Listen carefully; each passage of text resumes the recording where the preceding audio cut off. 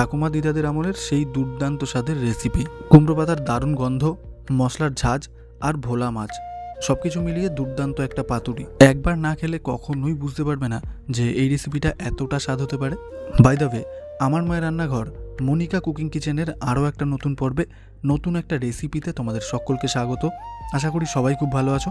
So চলো আজকের এই রেসিপিটা মা কিভাবে বানাচ্ছে দেখে নিই। তো বন্ধুরা, শুরু থেকে শেষ অবধি কিন্তু ভিডিওর সাথে থাকতে হবে আর শিখে নিতে হবে আজকের দুর্দান্ত রেসিপিটা। আর হ্যাঁ, ভিডিওর সাথে কিন্তু থাকছে টিপস অ্যান্ড ট্রিক্স। তো চলো বন্ধুরা, শুরুতেই কিন্তু মা মাছের নুন হলুদটাকে মেখে নেবে। তার জন্য দিয়ে দিল নুন, দিয়ে দেবে হলুদ। এবারে কিন্তু মাছের নুন হলুদটাকে ভালোভাবে মেখে নিতে হবে। এখানে বন্ধুরা দেখতেই পাচ্ছ বেশ বড় সাইজের 4 পিস ভোলা মাছ কিন্তু মানিয়েছে। কিছু জিনিস আছে দেখবে কখনোই কিন্তু পুরনো হবে না, ঠিক সেরকমই এই রেসিপিগুলো কিন্তু কখনোই পুরনো হবে না। বরং যারা কখনোই এই রেসিপিটা খায়নি তাদের কাছে কিন্তু এর স্বাদটা একদমই আকাশ ছোঁয়া। আমাদের গাছের কুমড়ো পাতা একদম সকাল সকাল মা গাছ থেকে তুলে নিয়ে চলে এসছে। তো দেখতেই পাচ্ছ এরকম কুমড়ো পাতা কিন্তু তোমাদেরকেও নিয়ে নিতে হবে। তারপর দেখো মা কিন্তু একটা কুমড়ো পাতা হাতে তুলে নিল। তারপর দিয়ে দেবে সামান্য পরিমাণ নুন। এবারে পাতাটাকে ভালোভাবে ডলে নিয়ে নরম করে নিতে হবে।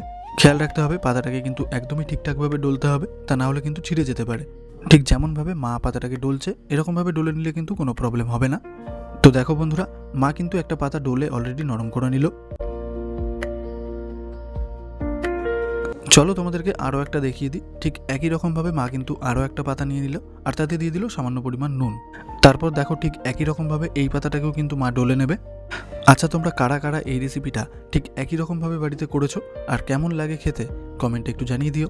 তো বলতে বলতে আরও একটা পাতা কিন্তু মা কমপ্লিট করে নিল। এবারে কিন্তু মাছে আবারও মা নুন দিয়ে দেবে প্রায় 1 চামচ মতো হলুদ, হাফ চামচ চিনি, তবে একদমই স্বাদ মতো। এবারে মা দিয়ে দেবে হাফ চামচ জিরে গুঁড়ো, হাফ চামচ ধনে গুঁড়ো,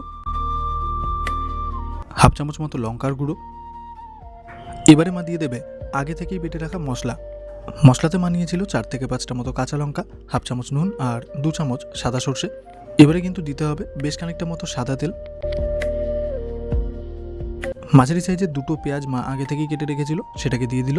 বেশ খানিকটা পরিমাণ কুচনো ধনেপাতা। এবারে আমাদের কাজ হলো মাছের সাথে টোটাল মিশ্রণটাকে খুব ভালোভাবে ম্যারিনেট করে নিতে হবে। তো আশা করি বন্ধুরা বুঝতেই পারছো অসাধারণ এই রেসিপিটা করতে কিন্তু একদমই ঝামেলা নেই। দেখে কিন্তু মনে হচ্ছে অলরেডি মাছটা রান্না হয়ে গেছে। ঠিক এরকমভাবেই সুন্দর করে ম্যারিনেট করে নিতে হবে মাছটাকে। ঠিক তারপরেই একটা থালাতে মানিয়ে নেবে নরম করে রাখা কুমড়ো পাতা 2টো। এবারে পাতার উপরে মা প্রথমে দিয়ে দিল মাছটা। এবারে পেঁয়াজ আর মশলার যে মিশ্রণটা সেটাকে পরিমাণ মতো দিয়ে দিতে হবে। শেষে ওপরে একটা গোটা কাঁচা লঙ্কা একদম জমে যাবে। তারপর কিন্তু পাতাটাকে বেশ ভালোভাবে মুড়ে নিতে হবে। কোনো রকম সুতো দিয়ে বেঁধে নেওয়ার কোনো দরকার নেই। মা এখানে ঠিক যেরকমভাবে মুড়ে নিচ্ছে ঠিক সেরকমভাবে মুড়ে নিলেই কিন্তু হয়ে যাবে। তো একটা কিন্তু ফাইনালি কমপ্লিট হয়ে গেল। তো বন্ধুরা চলো তোমাদের বোঝার সুবিধার জন্য মা আরও একটা করে দেখিয়ে দিচ্ছে। একটা পাতার উপরে আরও একটা পাতা কিন্তু মা দিয়ে দিল। তারপরে প্রথমেই কিন্তু মা একটা মাছ দিয়ে দিল। তারপর কিন্তু আবারও মিশ্রণটা দিয়ে দিল একদমই পরিমাণ মতো। শেষে একটা গোটা কাঁচা লঙ্কা। তারপর খুব সুন্দরভাবে পাতাটাকে মুড়ে নিতে হবে।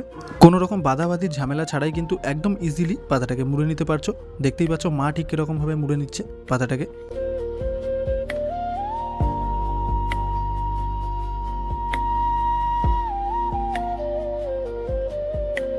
কড়াইটা খুব ভালোভাবে গরম হয়ে এলে দিয়ে দেবো বেশ খানিকটা পরিমাণ সাদা তেল। তারপর হালকা হাতে তেলটাকে নেড়ে চেড়ে নিতে হবে। তেলটা খুব ভালোভাবে গরম হয়ে গেলে ঠিক এই পর্যায়ে একে একে পাতায় ভরা মাছগুলোকে কড়াইতে দিয়ে দিতে হবে।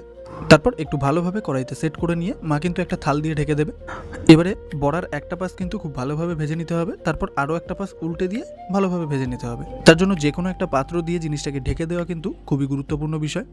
যদি না ঢেকে রান্নাটা করার চেষ্টা করো তাহলে কিন্তু ওভারঅল রান্নাটা ভালোভাবে কুক হবে না। তো একটা পাশ উল্টে দিয়ে আবারও থালা দিয়ে ঢেকে দিতে হবে।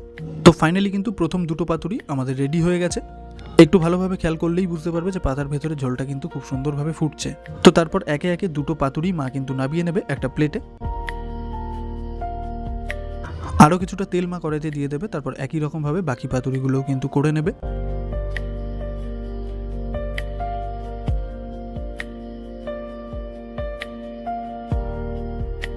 তো চলো ফাইনালি কিন্তু আমাদের সবকটা পাতুরি রেডি। এবারে তোমাদেরকে একটা পাতুরি খুলে দেখিয়ে দেবে মা।